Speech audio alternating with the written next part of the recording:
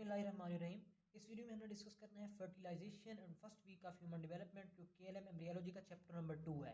इसमें हम देखेंगे स्पर्मेटोजेनेसिस, वो जेनेसिस के नतीजे में किस टाइप के सेल्स प्रोड्यूस होते हैं, यानी कि जो गैमीट्स हैं, और गैमीट्स की ट्रांसपोर्ट कैसे होती है, फिर फर्टिलाइजेशन का सीक्वेंस और जो स्टेप है इंपॉर्टेंट SCQ है वो कंसीडर उसको किया जाता है, वो डिस्कस करेंगे। उसके बाद first week of human development discuss करते हैं। सबसे पहले जो वो जेनेसिस है, वो जेनेसिस के नतीजे में एक एग प्रोड्यूस होता है, सेकेंडरी ओवोसाइट, जो mid of the menstrual cycle पे जाके ओवुलेट कर जाता है। अभी ओवुलेट हो चुका है, ओवुलेशन के बाद इसने आना होता है यूट्राइन ट्यूब के अंदर। यूट्राइन ट्यूब में कैसे आता है, ये ओवरी है, ओवरी से ये एग रिलीज हो चुका है। उसके बाद क्या होना है, यहाँ पे फिम्ब्राई प्रेजेंट है, इन्फेंटिबुलम का जो डिस्टल पार्ट होता है, फिम्ब्राई होते हैं, वो इसके ऊपर स्वीप कर रहे हैं। स्वीप पे मूवमेंट जो होती है उसकी वजह से इनगल्फ हो जाता है ये सेकेंडरी ओवोसाइट। इसके इनगल्फ यानी कि एंडोसाइटोज्ड हो जाता है। जो एंडोसाइटोज्ड होता है ये इन्फेंटिबुलम के थ्रू आगे मूव करता है म्यूकोजल लाइनिंग की वजह से, और दूसरा इनके जो मसल्स होते हैं यूट्राइन ट्यूब के, उनकी कंट्रैक्शन की वजह से ये आ जाते हैं एम्प्यूला पर। अब जो एम्प्यूला होती है ये मोस्ट फेवरेबल प्लेस है नॉर्मल फर्टिलाइजेशन की, तो एम्प्यूला तक पहुंच चुका है। वैसे ये इमोटाइल थे, बाकी जो फैक्टर हैं उन्होंने इसको मूव करवा के एम्प्यूला तक पहुंचा दिया। उसके बाद है स्पर्मेटोजेनेसिस। स्पर्मेटोजेनेसिस के नतीजे में प्रोड्यूस होते हैं स्पर्म्स। कितने, एक इजैकुलेशन के ऊपर रिलीज किए जा रहे हैं 200 to 600 मिलियन स्पर्म्स जो है रिलीज किए जाते हैं पर इजैकुलेशन। अब ये रिलीज हो चुके हैं, इजैकुलेट जो है 200 to 600 मिलियन स्पर्म्स हैं इसमें। ये वेजाइनल जो वेजाइनल ओपनिंग होती है, यानी कि एक्सटर्नल जो ओरिफेसेस हैं यूट्राइन ट्यूब के, वहाँ पे रिलीज होते हैं। उसके बाद इन्होंने आगे मूव करके एम्प्यूला तक जाना है, जो कि काफ़ी सारा सफ़र होता है एक स्पर्म के लिए मूव करने के लिए एम्प्यूला तक। तो कैसे मूव करवाता है, ये होते हैं मोटाइल, बाई नेचर ये मोटाइल है। इट मीन इनमें मोटेलिटी कैसे आती है, इनके अंदर फ्लैजेलर टेल होती है जो इनको मोटाइल बनाती है। और दूसरी बात इंपॉर्टेंट MCQ ये है कि ये एनर्जी ग्लूकोज से नहीं बल्कि फ्रुक्टोज से हासिल करते हैं, यानी कि फ्रुक्टोज मेटाबोलाइज होकर एनर्जी देता है ATP के फॉर्म में। उसके बाद दूसरा होता है म्यूकोजल लाइनिंग होती है, जिस तरह म्यूकोजल लाइनिंग जिसने हेल्प की थी सेकेंडरी ओवोसाइट को मूव करवाने ने, ये उसको जो है वो उसको लेस विस्कस बना देते हैं और मूव कर जाता है। तीसरा होता है यूट्राइन मसल जो है उनकी कंट्रैक्शन होती है, यूट्राइन मसल की कंट्रैक्शन की वजह से भी स्पर्म मूव कर जाते हैं एम्प्यूला तक पहुंचने के लिए। उसके बाद क्या होता है, ये तीन फैक्टर जो है इसको मूव करवा देते हैं। 200 to 600 मिलियन स्पर्म्स रिलीज हुए थे, उनमें से जस्ट जो पहुंच पाते हैं वो होते हैं 200 स्पर्म्स। और जो मोस्ट फेवरेबल टाइम होता है, नॉर्मल टाइम होता है, वो होता है 45 मिनट्स। 45 मिनट में स्पर्म पहुंच चुके होते हैं, कुछ ना कुछ स्पर्म्स वहाँ पे प्रेजेंट होते हैं एम्पुला पे। 45 मिनट्स आप पहुंच चुके हैं। उसके बाद होनी है फर्टिलाइजेशन।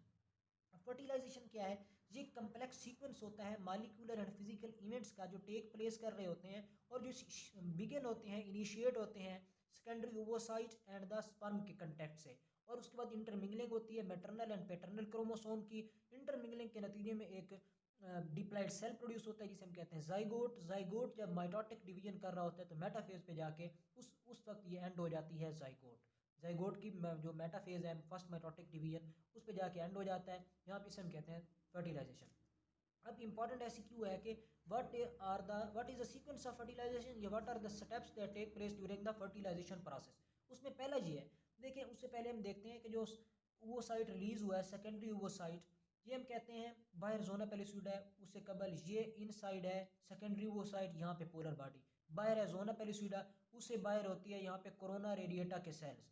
तो आउटर मोस्ट जो कवरिंग होती है वो होती है कोरोना रेडिएटा। उसके बाद जोना पेलिसुडा, यहाँ पे होती है प्रीवेटल लाइन स्पेस, ये प्रीवेटल लाइन स्पेस है। अब जो भी स्पर्म आ रहा है, पहली बात ये होती है कि स्पर्म फर्टिलाइजेशन वाले सीक्वेंस पढ़ने से पहले स्पर्म की करवाई जाती है कंडीशनिंग। वो क्या होती है, ये होती है इसका एक्रोसोमल हेड, ये टेल होती है स्पर्म की। यहाँ जो एक्रोसोमल हेड है यहाँ पे होती है ग्लाइकोप्रोटीन टाइप की सिक्रीशंस, उनको रिमूव करवाएंगे, उनको शेड करवा दिया जाता है, उसे हम कहते हैं कैपेसिटेशन और कंडीशनिंग ऑफ स्पर्म। जो कैपेसिटेटेड स्पर्म होता है वो ही फर्टिलाइज हो सकता है सेकेंडरी वो साइट के साथ। तो जो कैपेसिटेटेड स्पर्म होगा वो आगे मूव करेगा, उसने सबसे पहले पास करना है कोरोना रेडिएटा से, तो पैसेज थ्रू कोरोना रेडिएटा। अब ये जो पैसेज होता है कोरोना रेडिएटा से, ये कैसे हो रहा है, देखिए पैसेज टू कोरोना रेडिएटा होता है। इसमें कौन कौन से फैक्टर्स हैं, पहला फैक्टर होता है म्यूकोजल, जो म्यूकोजा सिक्रीट हो रहा है, यानी कि म्यूकस सिक्रीशंस हैं, mucus secretion of the uterus, वो इसको हेल्प करती हैं। दूसरा होता है यहाँ पे इंपॉर्टेंट वो होता है हेलोरोनिक एसिड। जो हेलोरोनिक एसिड होता है, ये हेलोरोनिक एसिड इसमें क्या करवाता है कि यहाँ से पास आउट कर जाए, ये इनको जो है डिस्पर्स कर देता है, सेल्स को डिस्पर्सल हो जाता है सेल का, जिसकी वजह से स्पर्म इजीली पास कर जाता है कोरोना रेडिएटर से। अब स्पर्म जो है प्रोड्यूस हो चुके हैं, आगे पहुंच चुके हैं। कोरोना रेडिएटर से पहुंचने के बाद यहाँ पे जोना पेलुसिडा तक। तो जोना पेलुसिडा में पहला रिएक्शन होता है, जो पहला स्टेप है वो होता है रिएक्शन, उसे हम कहते हैं एक्रोसोमल रिएक्शन। अब ये जो एक्रोसोमल रिएक्शन है इसमें कौन से स्टेप्स इन्वॉल्व है? ये जो क्रोमोसोमल हेड है, जब ये जोना पेलुसिडा के साथ कांटेक्ट में आता है तो इससे रिलीज हो रहे होते हैं हाइड्रोलिटिक टाइप का एंजाइम, उसे हम कहते हैं एक्रोसेन। वो मेजर एंजाइम होता है, बाकी भी एंजाइम होते हैं हाइड्रोलिटिक टाइप के, एक्रोसेन मेजर एंजाइम होता है। इसने क्या करवाना है? इसने डाइजेस्ट कर देना है उस पार्ट को जहाँ पे कंटेक्ट हुआ है जोना पेलुसिडा का। तो एक्रोसेन एंजाइम की वजह से यहाँ पे ये जो ग्लाइकोप्रोटीन टाइप की सिक्री होती है तरह की कवरिंग जोना पेलुसिडा, वो डाइजेस्ट हो जाएगी। स्पर्म उसमें से पास करके जोना पेलुसिडा से पास करके इनसाइड मूव कर जाता है प्रीवेटालाइन स्पेस में। अब देखें, एक sperm at a time fertilize हो रहा होता है सेकेंडरी ओवोसाइट के साथ। तो चूंकि 200 स्पर्म पहुंच चुके हैं वहाँ पे, या उससे भी ज़्यादा हो सकते हैं, तो इनसे बचाने के लिए उसे हम कहते हैं पोलिस्पर्मी। अगर एक से ज़्यादा उसके साथ मिल जाते हैं एग के साथ फर्टिलाइज, तो पोलिस्पर्मी से बचाने के लिए जो स्टेप होता है उसे हम कहते हैं जोना रिएक्शन। तो जोना रिएक्शन में क्या होगा? पोलिस्पर्मी से अवॉइड करवाया जाएगा।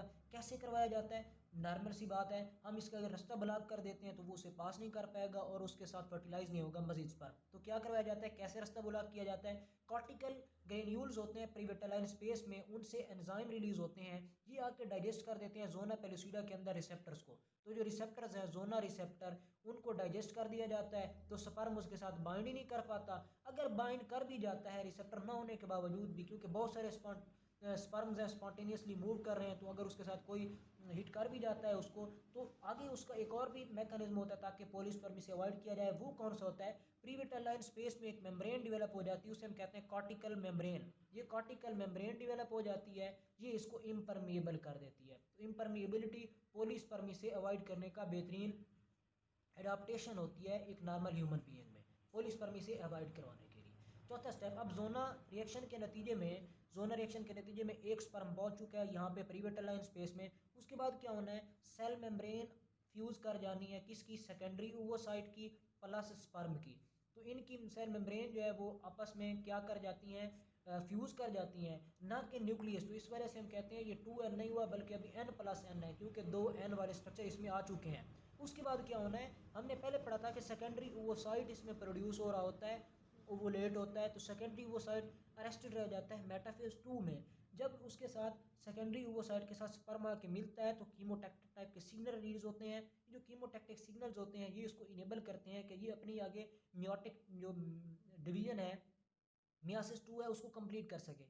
तो वो कैसे करता है? जब इसके साथ कीमोटैक्टिक सिग्नल आएंगे, ये अपनी मियोटिक डिवीजन कंप्लीट कर लेगा, तो सेल मेम्ब्रेन इसके साथ आगे ये अपनी कंप्लीट करने के बाद क्या करता है? फीमेल प्रोन्यूक्लियस बना देता है। फीमेल प्रोन्यूक्लियस कैसे बनता है? फीमेल प्रोन्यूक्लियस, एक तो उसकी मियोसिस 2 कंप्लीट हो चुकी होती है, उसका न्यूक्लियस एनलार्ज हो जाता है साइज में, तो फीमेल प्रोन्यूक्लियस बन गया। छठा स्टेप होता है मेल प्रोन्यूक्लियस फॉर्मेशन। अब मेल प्रोन्यूक्लियस कैसे बनता है? कुछ ना कुछ पार्ट टेल का उसके साथ आ जाता है अंदर प्रीवेटालाइन स्पेस में, तो टेल डीजनरेट कर जाती है, न्यूक्लियस एनलार्ज हो जाता है साइज में, इसे हम कहते हैं मेल प्रोन्यूक्लियस। अब वो स्ट्रक्चर, वो बॉडी जिसमें male plus female pronucleus present होते हैं, उसे हम कहते हैं ओवोटेड।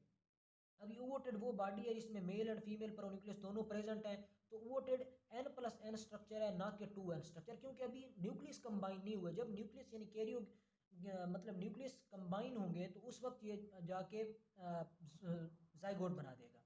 देखें अभी ये n+n है, यूवोटेड male plus female pronucleus combine किए तो ये बन गया जाइगोट। अब जाइगोट बनेगा, ये पहला एम्ब्रियो का डिप्लॉयड सेल है। इसका नतीजा, ये किसका नतीजा है? फर्टिलाइजेशन का। तो यहाँ पे फर्टिलाइजेशन कंप्लीट हो चुकी। फर्टिलाइजेशन के बाद आगे क्या होता है? क्लीवेज होती है। क्लीवेज का क्या मतलब है? जो क्लीवेज होती है असल में series of mitotic division that take place after the zygote is form.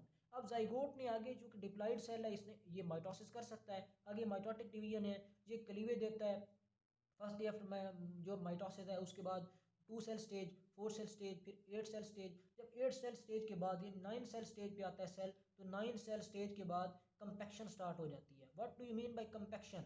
Compaction का मतलब ये होता है कि जो सेल्स हैं वो पहले दूर दूर पड़े हुए होते हैं, बाद में जब सेल ज़्यादा बढ़ते चले जाते हैं तो उनके दरमियान में सेल टू सेल एडिशन होती चली जाती है, सेल आपस में अडेयर कर जाते हैं और कंपैक्ट हो जाते हैं, कंपैक्ट मास बना देते हैं, उसे हम कहते हैं कंपैक्शन प्रोसेस। अब कंपैक्शन के बाद जब सेल पहुंचता है 16 सेल स्टेज यूजुअली, उसे हम कहते हैं मरुला। अब जो 16 सेल स्टेज है, मरुला स्टेज है, ये मरुला स्टेज पे जाके ये जो 16 सेल स्टेज होता है ये बनता है थर्ड डे आफ्टर फर्टिलाइजेशन। ये एमसीक्यूज में आता है। थर्ड डे ऑफ फर्टिलाइजेशन जो है ये मरूला स्टेज है। आगे आके इसने एंटर हो जाना है यूट्राइन ट्यूब के अंदर। आगे मजीद कौन कौन से स्टेप होते हैं वो हम डिस्कस करते हैं फर्स्ट डे। अब थर्ड डे के बाद क्या हुआ, यहाँ पे बन चुका है मरूला। मरूला एंटर हो गया किसके अंदर, यूट्राइन ट्यूब से आके यूट्राइन कैविटी में। यूट्राइन ट्यूब थी, यहाँ पे यूट्राइन कैविटी में एंटर हो चुका है। अब यहाँ पे क्या होता है, मरूला आ चुका है। मरूला ने क्या करना है, आगे मजीद डिवाइड होता चला जाता है, कंपैक्शन ज्यादा होती चली जाती है, उसके अलावा माइग्रेशन होती चली जाती है। कंपैक्शन प्लस माइग्रेशन के नतीजे में क्या होता है, एक माइग्रेशन कैसे होती है सेल की माइग्रेशन इस तरह होती है कि टू टाइप के सेल्स बन जाते हैं। आउटर सेल मास बन जाता है और दूसरा इनर सेल मास बन जाता है। जो आउटर सेल मास होता है इसे हम कहते हैं ट्रोफोब्लास्ट, और जो इनर सेल मास होता है उसे हम कहते हैं एम्ब्रियोब्लास्ट। अब एम्ब्रियोब्लास्ट एंड ट्रोफोब्लास्ट बन चुके हैं। ट्रोफोब्लास्ट, अब एक कैविटी डेवलप हो जाती है, इसे हम कहते हैं ब्लास्टोसिस्टिक कैविटी। ब्लास्टोसिस्टिक कैविटी बन जाती है। जो ब्लास्टोसिस्टिक कैविटी होती है ये डेवलप हो जाती है जब सेल माइग्रेट करते हैं। उसके बाद क्या होगा, यहाँ पे यूट्राइन फ्लूइड प्रेजेंट है। यूट्राइन फ्लूइड ने जाके डिफ्यूज़ कर जाना है इसके इनसाइड। तो इसके डिफ्यूजन से क्या होगा, ये जो ब्लास्टोसिस्टिक कैविटी है ये फिल हो जाती है फ्लूइड के साथ। जिसे हम कहते हैं फ्लूइड फील्ड ब्लास्टोसिस्टिक कैविटी।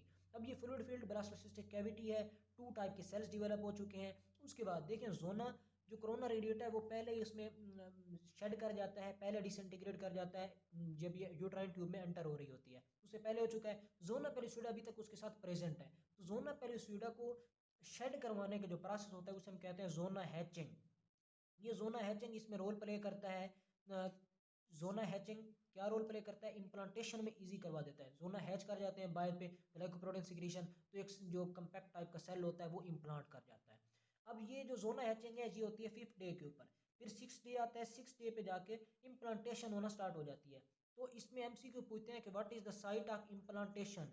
जो इम्प्लांटेशन की मोस्ट फेवरेबल साइट होती है वो होती है postero superior wall of the uterus. तो postero superior wall of the uterus पे जाके जी इम्प्लांट हो जाता है जो एम्ब्रियो है।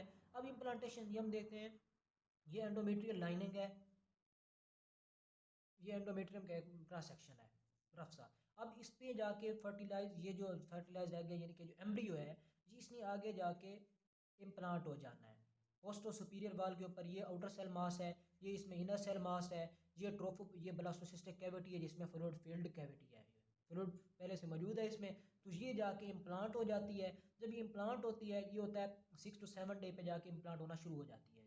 अब जो 7 डे होता है, 7 डे पे अब देखें उसके साथ आगे सेकंड वीक स्टार्ट हो जाना है। तो at the end of 7 day या 7 डे पे जो ट्रोफोब्लास्ट होते हैं इनमें टू टाइप के सेल्स डेवलप हो जाते हैं। ये ट्रोफोब्लास्ट सेल टू टाइप के सेल देते हैं। एक होते हैं साइटोट्रोफोब्लास्ट जो इनर सेल होते हैं साइटोट्रोफोब्लास्ट, और दूसरे होते हैं सिंसिशियोट्रोफोब्लास्ट। जो सिंसिशियोट्रोफोब्लास्ट होते हैं वो आउटर टाइप के सेल्स होते हैं। तो जो इनमें डिफरेंस क्या होता है, यहाँ पे साइटोट्रोफोब्लास्ट हैं, बाहर की तरफ होते हैं सिंसिशियोट्रोफोब्लास्ट। ये जो सिंसिशियोट्रोफोब्लास्ट होते हैं ये ए न्यूक्लिएट होते हैं और इनमें किसी किस्म की कोई प्रॉपर अरेंजमेंट नहीं होती, ये अरेंज्ड सेल होते हैं साइटोट्रोफोब्लास्ट। तो ये इनमें मेजर डिफरेंस होता है। आगे इनकी मजीद जो अरेंजमेंट है, मजीद अपीयरेंस होती है प्रॉपर, वो सेकंड वीक में ही होती है। तो अभी तक ये साइटोट्रोफोब्लास्ट और सिंसिशियोट्रोफोब्लास्ट इतना प्रॉपर डेवलप नहीं होता, अलबत्ता हो चुका होता है। तो क्या होता है फर्स्ट वीक के एंड पे जो एम्ब्रियोनिक वाली है जिसे हम कहते हैं एम्ब्रियोब्लास्ट, एम्ब्रियोब्लास्ट की जो लोअर बाउंड्री है यहाँ पे एक और लेयर ऑफ सेल डेवलप हो जाती है जिसे हम कहते हैं हाइपोब्लास्ट। ये हम आगे जाके पढ़ेंगे कि एपीब्लास्ट और हाइपोब्लास्ट यानी बाइलेमिनर जो एम्ब्रियोनिक डिस्क है वो बन रही होती है सेकंड वीक में जाके, लेकिन अभी हाइपोब्लास्ट बन चुका है। एम्ब्रियोब्लास्ट से नीचे हाइपोब्लास्ट प्रेजेंट है। ये ट्रोफोब्लास्ट है, ट्रोफोब्लास्ट ने आगे साइटोट्रोफोब्लास्ट दे चुका है, ये सिंसिशियोट्रोफोब्लास्ट दे चुका। यहाँ पे इम्प्लांटेशन स्टार्ट हो चुकी है, इसे हम कहते हैं बिगनिंग ऑफ द इम्प्लांटेशन। ये कब होती है, ये होती है first week of human development में। एक और बात, ये जो जहाँ पे अटैच हुआ है इसे हम कहते हैं एम्ब्रियोनिक पोल। तो एम्ब्रियोनिक पोल पे जो साइटोट्रोफोब्लास्ट हैं, सिंसिशियोट्रोफोब्लास्ट हैं वो बहुत ज़्यादा होते हैं। जो एपिम्ब्रियोनिक पोल होता है ये वाला, यहाँ पे जो सिंसिशियोट्रोफोब्लास्ट हैं वो कम होते हैं। आगे जो सेकंड वीक में हम पढ़ेंगे जो सिंसिशियोट्रोफोब्लास्ट होते हैं वो ह्यूमन कोरियानिक गोनेडोट्रोपिन रिलीज करवाते हैं। ये ह्यूमन कोरियानिक गोनेडोट्रोपिन लेक्यूलर नेटवर्क जो बनते हैं उनमें से होके आगे ब्लड में जाता है, और ये जो है कॉर्पस ल्यूटियम को मेंटेन करवाता है। कॉर्पस ल्यूटियम ऑफ प्रेगनेंसी उसको बना देता है। तो एस्ट्रोजन और प्रोजेस्टेरॉन सिक्रीशन जो है वो इसको यहाँ पे इसकी इम्प्लांटेशन में मदद दे रही होती है। तो ये था ऑलमोस्ट सारा first week of human development. उसके बाद नेक्स्ट वीडियो में देखेंगे किस तरह आगे जो है वो वीक ऑफ 2 से क्यों कहते हैं, उसमें कौन कौन से